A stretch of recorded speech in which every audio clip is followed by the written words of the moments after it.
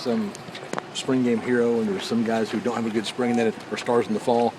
Given that, do you put much stock into spring game performances, or how do you size them up? I think it's important. I mean, especially for us this year, especially because we're very balanced. This is going to be a very competitive spring game, very balanced on both sides, maybe more so than we've had in the past, just because we got 15 mid-years, and so I think it's good. You create that game-like atmosphere the best you can. It's really a rare opportunity for you to do that. You kind of challenge your coaches to wear some different hats, split them up and different things. I think that's good for their growth, and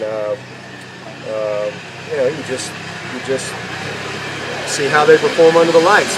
We're playing under the sun, but same thing. You gotta, and we're gonna do all live kicking situations. I think that's important. We got some return guys that we need to find out a little bit about, and then we got some young guys from a coverage and protection standpoint that we need to put a little pressure on. Same thing with our kickers. So we'll do all that. Usually we haven't done we've been more controlled with our kicking game, but we're going to do everything live.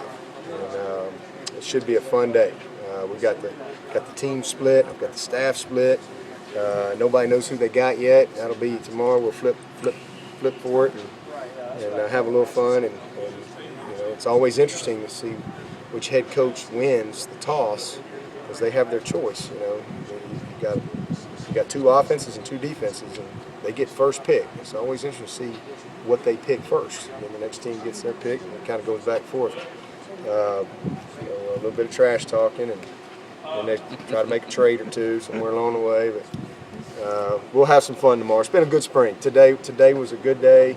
Today was the only day of the spring. I do this every year, but it's the only time that we don't go ones-on-ones the whole practice. Usually we're good on good the whole practice, but today, especially coming off a very physical day on Monday, we ramped it up as far as our first team offense all day against the second team defense, first team D against the second team offense, and it was just what you'd expect.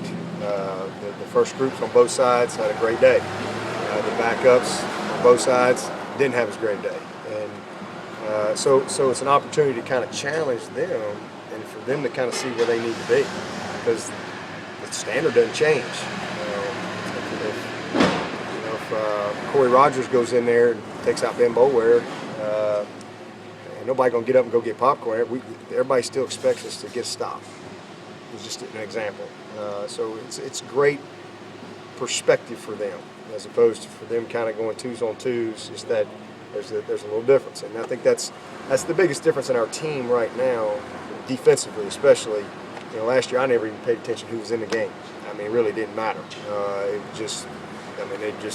She just knew they were going to play to a high standard. Whereas right now, I think we're equally as talented, just less experienced, and we got a lot of work to do this summer in fall camp to get these guys ready. But I've said many times, I think we have the makings of a good football team.